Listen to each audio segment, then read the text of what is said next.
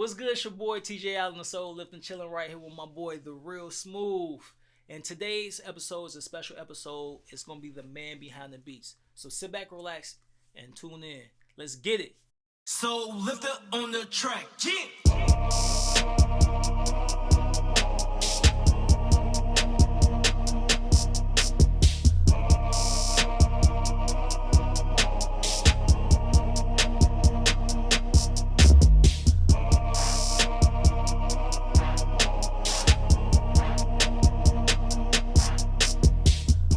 Yo, what's good? Smooth, what's good, bro? What's up, brother? Yeah, man. Last time, earlier we was talking about like beats and stuff like that, man. So tell people about yourself a little bit and what you do and what you're into. Well, my name's Jeremy. I go by The Real Smooth. I'm a producer. Shoot music videos. I do photography. I'm from Maryland. Moved to Atlanta just to be fearless. How long you been in Atlanta though? 2 years. 2 years. So what was your goal when you left Maryland? Like, what was your goal when you came down here? You was like, what was your main thing you really want to accomplish? Like I said, I think it was just about being fearless. To think out the box, you gotta like live out the box. Facts. That was just something that popped up. It was like I spoke it into existence. Really though, I had actually 3 other places I wanted to move. Either gonna be LA, New York, Texas, or Atlanta. And Atlanta was the one that just made sense. I don't know, bro. LA, bro. The cost of living in LA is kind of high for real. Like, yeah, we thought about that too, and it would be away from definitely loved ones. You know what I mean? So, we didn't move to LA, so we here in Atlanta. Exactly, man. Like, what's the environment here in Atlanta like? Is it different from Maryland, or is it kind of more fast paced, or like what's the vibe here? Vibes in Atlanta. What you think about it? Atlanta to me is more like black and white to me, honestly. Like, I'm from such a diverse neighborhood. Like, I have the whole continent of South America in my neighborhood. I have probably half of Africa continents in my neighborhood. Wow. I have Middle Eastern neighbors. Like people from Asia. Like, I think like if you look at the stats from where I'm from in Gaithersburg, like that's the most diverse place, one of the most diverse places in the nation. So do you think that growing up in an environment like that, do you think that kind of changed your perspective on how you look at things, and like with race, with just any and everything? Like, does that change the way that you approach? Right. Well, it's interesting that you talk about that though, because I'm mixed. I'm black and white. So like, do you think I was Spanish or Indian or like black and white kids? It ain't that many of us. I don't know. At the time, Man, it's a lot, man. It's a lot, but it's like maybe in my high school or in my school. I mean, I ain't gonna say it. See, I went to a diverse place. It was like, but in certain parts in other states, you go 30 miles south, it's either all white or all black, and there might be one mixed kid in the class. Right. You know what I'm saying? In an overpopulated place. You're right. You're right about that. But yeah, I mean, I really liked it though. It showed me that the world is big, and I was blessed to grow up in that, because that's normal to me. Like, they think here kind of like exotic is like Spanish or something. Like I said, my neighbors was from Eritrea. Right. I had Pakistani neighbors. I got people from Vietnam next to me, El Salvador, Guatemala. Like I could just go down the list. So even just being around them and having that type of culture, being around that culture, did you soak up a lot of the culture from a lot of the people that you lived around and stuff like that? They have different customs and things. Definitely. Like the lady 2 doors down from me sell pupusas. That's how. What is that? Hold on, what is that? I'm lost. It's like it's a El Salvadorian dish, I believe. But it's just like breaded. I don't want to disrespect. I don't know exactly what it is. I just knew it from high school that the kids would go across the street to go get pupusas, and that's how I didn't know exactly what it is. It looked like flour and meat. You could get cheese, beef, or you could get chicken, or you could get I can't remember. I only got like beans and chicken. No, yeah, but that's dope, bro. Like, I know in my neighborhood, I grew up. It was nothing but black people, and then Right. you had one. What crazy? You had one white girl who appeared out of nowhere, like shorty, like where did you come from? Like one white girl that appeared out of nowhere and end up at your school or whatever. Like, but other than that, it was really all black for the most part. So I think I kind of think with me that kind of clouded my vision on what I thought the world looked like. I know the world was much bigger than that, but inside of my own world and what I seen in my environment, I didn't have no control over my environment then. I was a kid, but it's like what I seen is like, damn, this is what it is. You know, I kind of knew that it was more outside of that. So you know, did you ever, far as being black and white, like did you see both sides of? You know, that's probably the biggest beneficial part of being black and white. Like actually seeing how white people interact at a family reunion, and seeing how black people interact at a family reunion, or a white family acts at Christmas and a black family acts at Christmas. Or, same, it's all the same thing. Yeah, it's really, and that's what makes it so weird. You know what I'm saying? Right. Like y'all literally. I mean, I don't want to blame anybody though. That's what I'm not. It just seems like on the media everything's so different, but it's like doing everything the same, like eating dinner, loving our family, like.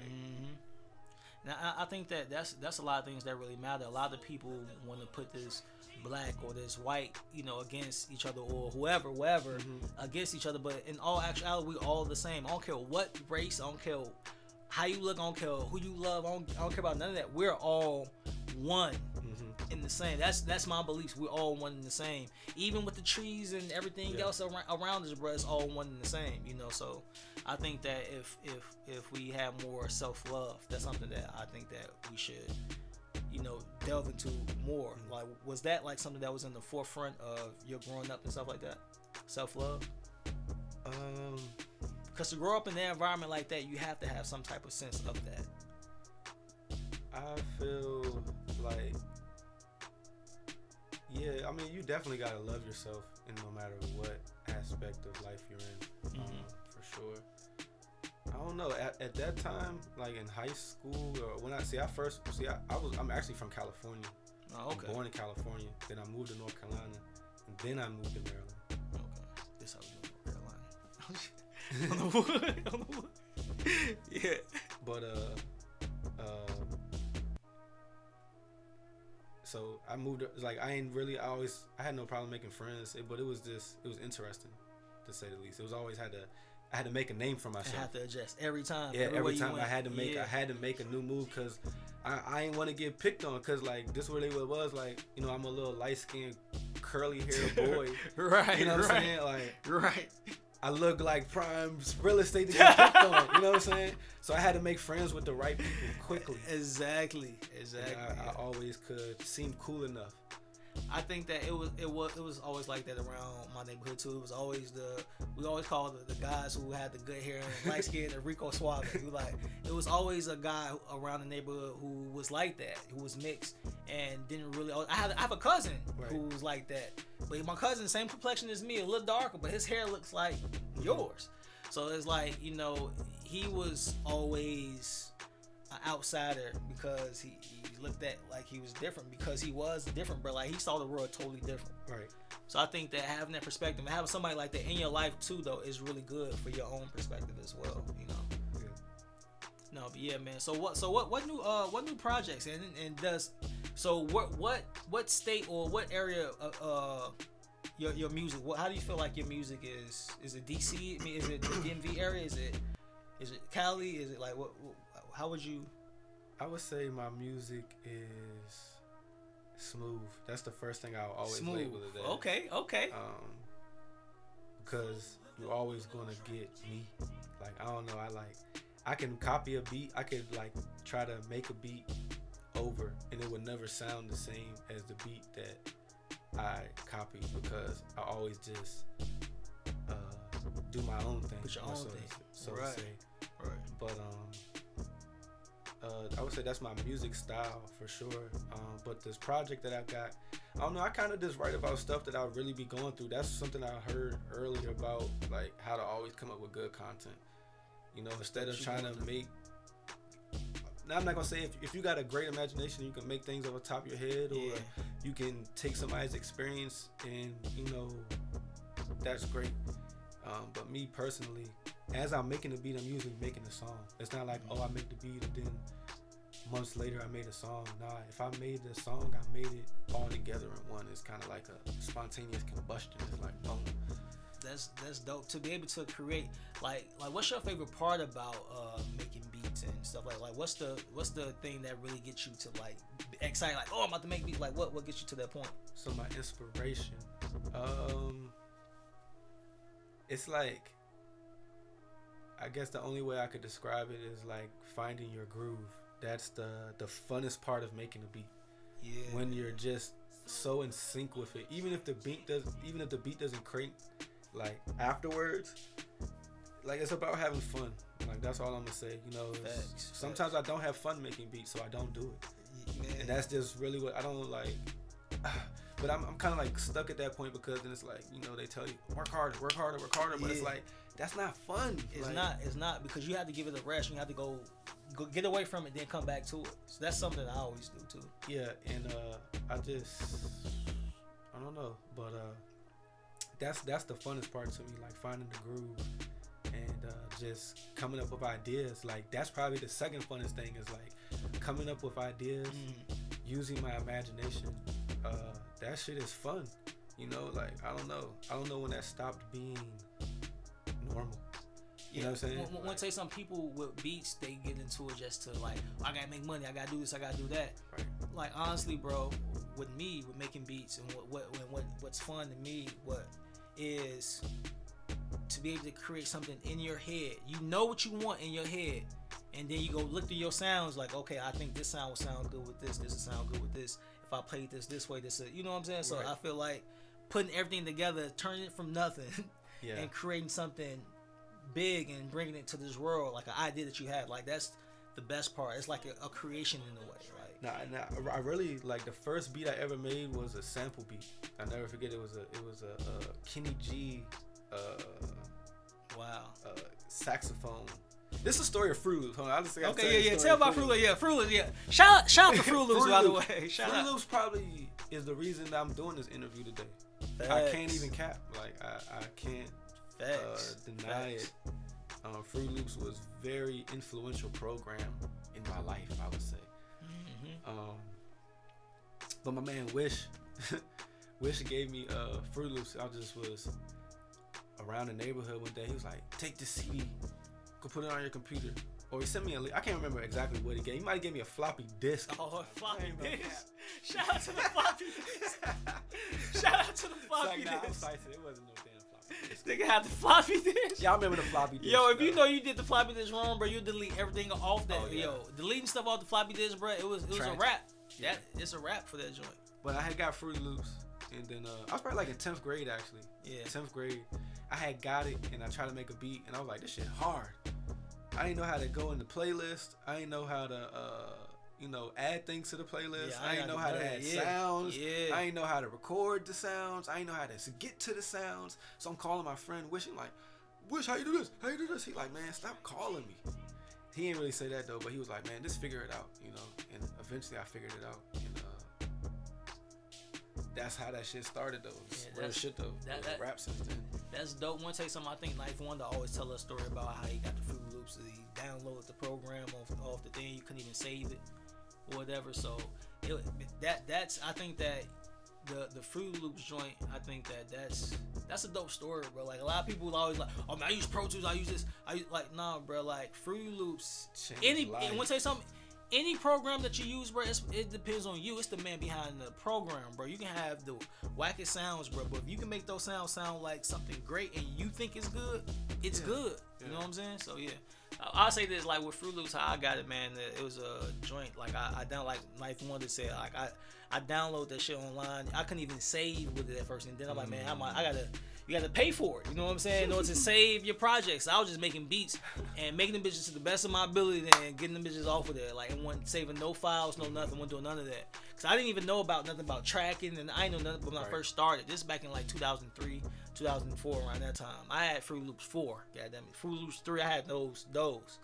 And you know what I'm saying? So I feel like, now I think it's more important to invest your money. If you're an artist out here, invest your money into the products that you're using. Like, it benefits you in the long run. Like, especially if you're using a product that, and you use it to its fullest ability, or you paying for it. Like, and Fruit Loops is not expensive. It's not. It's not expensive at all. And like, so don't they have it to where, like, they have like it's on Mac now.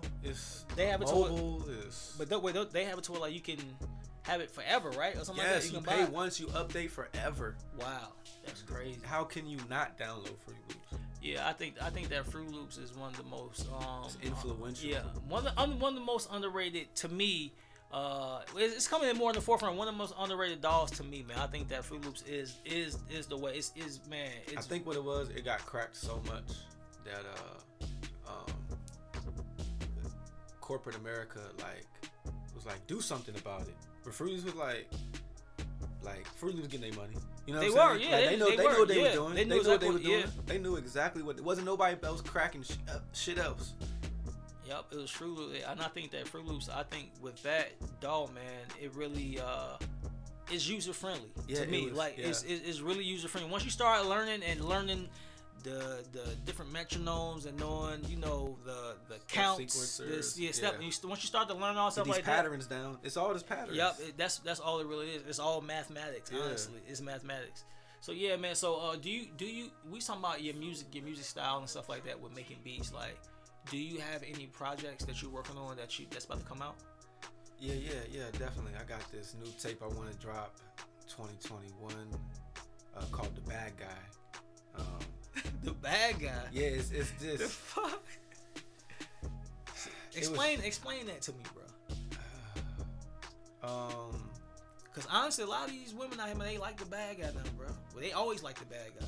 I just feel like sometimes I've been made the bad guy when I necessarily wasn't the bad guy. But I mean, I'm not here to. It's not a victim story. You know what I'm saying? I feel you, but I'm just saying, But just some of the things, I don't know. I just felt like I was the bad guy. Like, dang, I must be going hard out here. I gotta just, I guess, keep it. I think also what it is though, like when you are living fearlessly,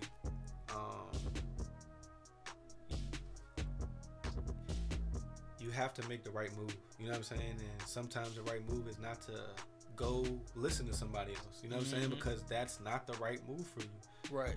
And once you start making moves for yourself, it just seems as if you forget about other people or whatever the case exactly. may be. And now you start to become the bad guy because you're looking out for yourself in the bigger scheme of things. Looking out for yourself and just having fun. People be mad that you want to have fun. You know what I'm saying? And I feel like that's coming into the fearlessness of life. Like, are you afraid to go dance in the middle of a party? You know what I'm saying? Right.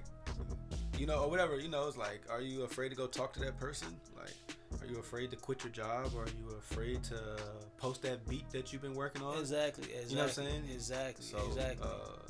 Once you get that momentum, I think I just learned about momentum in life, and it just really made me.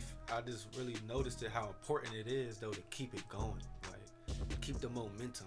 So what is it like? How do you keep your momentum going, and how do you like what do you like? Not even anybody else inspiring. Like, how do you inspire yourself, like, to make beats? So I do know that sometimes, like, how writers have writer's block, producers have producer block. They can't put a sound together. So right. So how you stay motivated?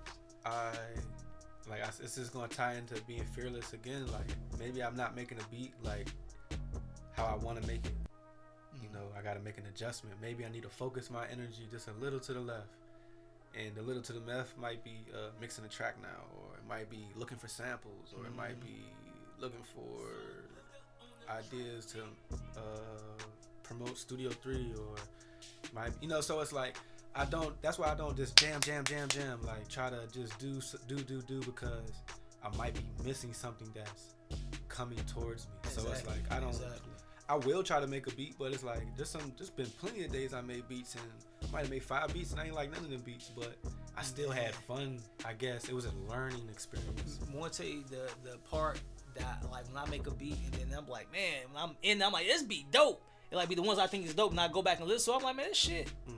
You know, I really, but the ones I'm like, oh, this being really like that. But then I go back and listen to it, I'm like, yo, this joint vibes. really. Yeah. I think that simplicity within making beats is more important than making a thing to where it's like you got horns here, you got this here, you got that there, because it kind of is like you got the listener doing like this.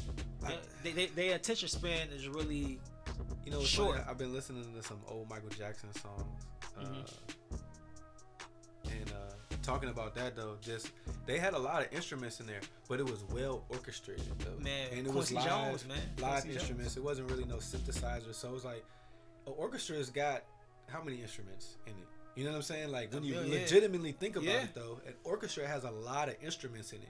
Facts. That each go with a section of the music that give it either color or make it. You know what I'm saying? It kind of make it into a story. It's like it gives it that beginning.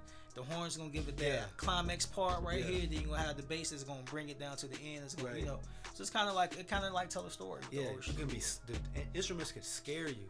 The instrument can make you cry. Exactly. Instrument could bring you joy. It could hurt you. You know what I'm saying? So it's like that's an orchestra. Now that's just one instrument in the orchestra. So, but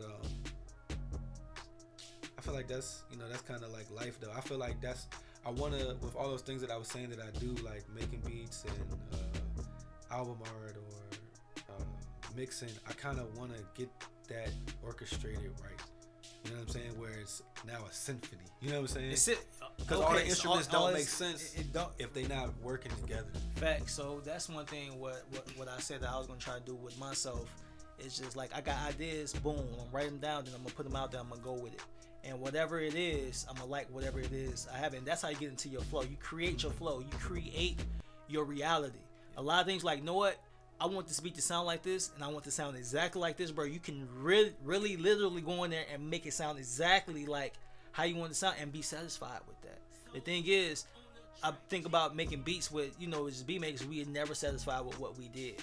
It's always like, people hear like, yo, this joint crank, but we be like, no, but I could have did this. Or let me see give me the beat back. I'm gonna do something else with it. It's like it's always something to it. But I think that being able to just let go and having that freedom, like you said, just being able just to let go and be like, you know what, I'm satisfied with my product that I'm put out.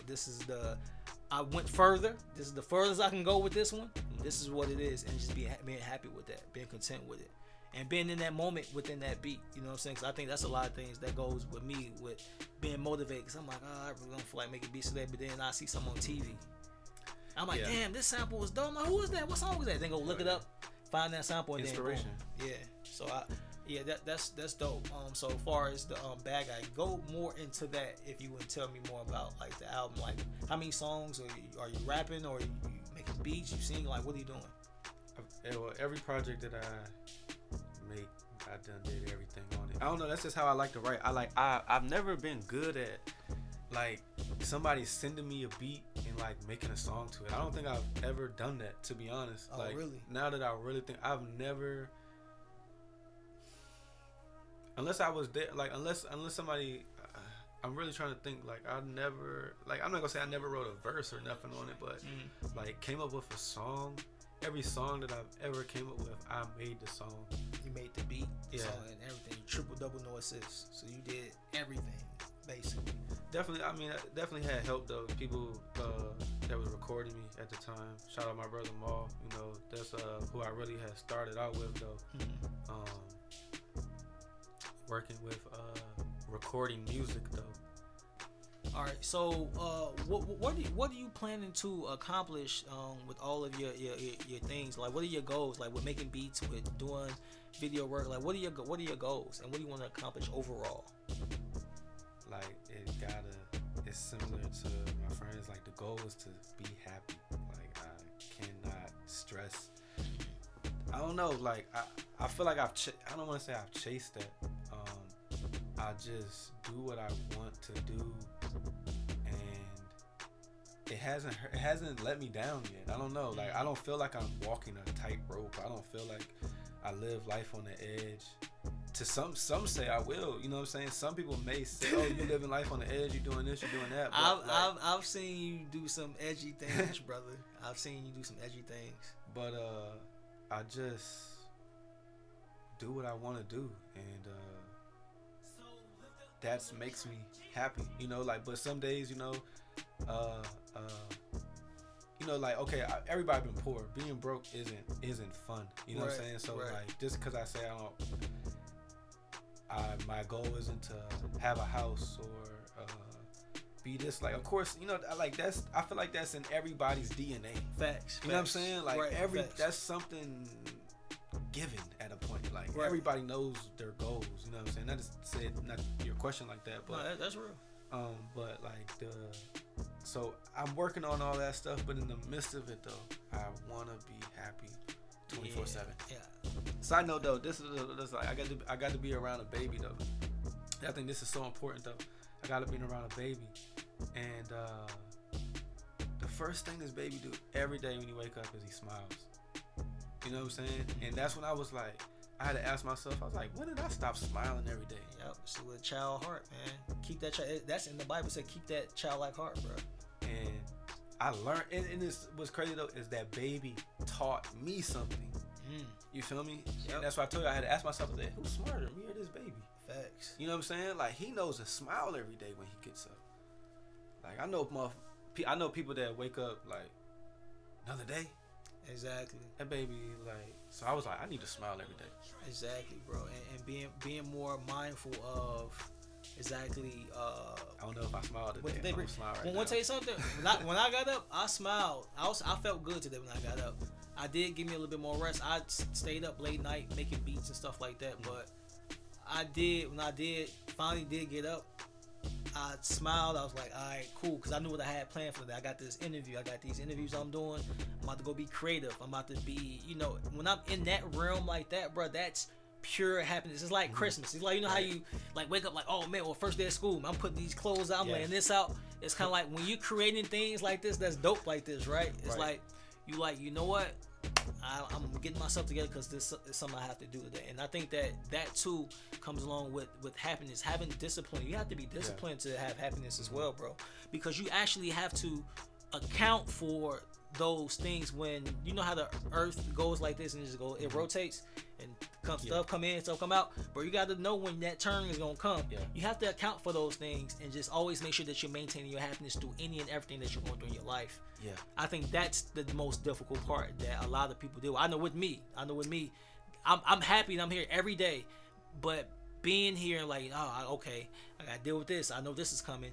I gotta do this. Not, you know. So I feel like, you know, actually being happy should be everybody's main goal.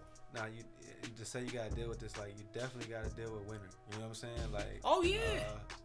Oh yes. Like, you gotta be prepared. So like you're saying, it's gonna keep moving. Like, yeah, you can think you're making the right moves, living this summer life, and you ain't get ready for winter. Like, winter gonna take you out, bro. It is. So I do think that, man. Like somebody said, I think Nipsey Hussle say, like, man, you ain't gonna get away with nothing, man. Nothing. You're not gonna get away. You think you're gonna get away with something? Whatever you do over here, this is. And even if it don't directly get to you, it's gonna something that you gonna feel it, and you gonna feel it. So I think that more so what and how I move, man, and I work on how what I am working on. I say I'm working on more of myself and how I deal with myself, because that then you'll be able to deal with other people more, deal with other people better. So I think that self-love is something that really needs to be taught. I know I keep bringing this up. That's something that really needs to be taught within the community, especially in our community. Self-love, because a lot of times we don't love each other. That's why we have a lot of the stuff that's going on now, because everybody's worried about what this person got or what this is, or how this person feel. If you worry about your own self and take care of yourself and do what you need to do for yourself, you'll be able to fall in line where you'll be able to show love to everybody else, because you're showing that love to yourself too. You know what I'm saying? So I think that's something that's really important that we really need to get into, man. Another thing I want to touch up on, bro. You said you know, you're an artist, you know what I'm saying? People come up on the show all the time and they do a freestyle for us. You gonna drop something for us? You gonna give us a freestyle? Definitely. Alright, bro. Alright, so y'all stay tuned right now. We're about to come back and hit this freestyle. Let's get it. Yeah. Here it is. about to get to this exclusive freestyle on Get Lifted. Hey. Know you hate me, but I swear I still won't diss you, cuz when you dead and gone, I swear I'm still gon' miss you. I mean, these is personal issues, we don't need no pistols, but these words is bombs and they feeling like missiles. I'm just living out a fantasy. Have no fear, shake the dice, keep gambling. So many broken hearts keep shattering. I'm in the pocket, now there's pressure, so I'm scrambling. I see them looking, yeah, I feel the stares. I'm so bright, I know they see the glares. I'm not a dog, but just be aware. I got a heart, but I do not care. I'm a smooth guy, your girl say a rude guy. Let me hit a few times, then she was like, boy, bye. We ain't opposition, we just trippin'. Predict the future like a Simpson.